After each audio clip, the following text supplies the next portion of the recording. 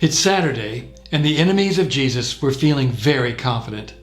They had successfully manipulated the Roman authorities.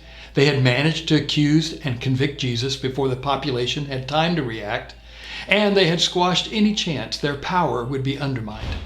There was only one last thing to do. They had to make sure the followers of Jesus didn't attempt to pull a fast one.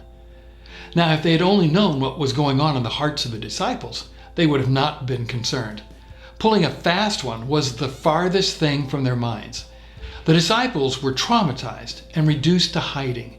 They had spent the last 3 years following a teacher who promised to issue in a new kingdom. And in the last 24 hours, all of their hopes exploded. Jesus was arrested, publicly humiliated, beaten to within inches of his life, and nailed to a cross. He died among thieves and was considered a criminal. He had become a laughingstock. They had seen it all happen, and not only that, they had abandoned him while it happened. They were paralyzed by grief, shame, bewilderment, and worry.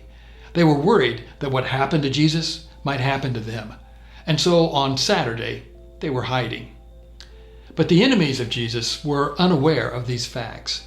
They remembered what Jesus had said. Destroy this temple, meaning his body, and in 3 days I will raise it up. Now they didn't believe that would actually happen. How could it? Jesus was brutally executed.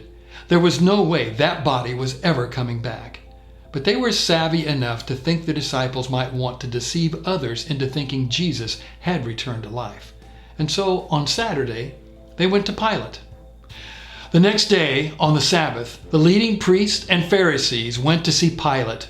They told him, "Sir, we remember what that deceiver once said while he was still alive.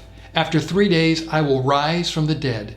So we request that you seal the tomb until the 3rd day. This will prevent his disciples from coming and stealing his body and then telling everyone he was raised from the dead. If that happens, we'll be worse off than we were at first." Pilate replied, "Take guards and secure it the best way you can." So they sealed the tomb and posted guards to protect it. The enemies of Jesus were taking no chances. They had too much to lose, and so they secured the tomb. Guards were posted around the clock. The entry was sealed. No one could possibly steal the body. And so Saturday night, they rested easy. They thought the upstart Jesus would soon be forgotten and the righteousness of their nation could resume. Little did they know that their actions would backfire. Hindsight says they placed the guards in the wrong spot. The tomb was not in danger of being opened externally, but from within. The guards should have been placed inside the tomb. But even if they had been there was no power on earth, and as was proved, no power beyond earth that could keep Jesus from leaving the tomb. The only thing their actions did was provide a stronger case that Jesus was in fact resurrected from the dead. It's just like God to turn the actions of his enemies totally around.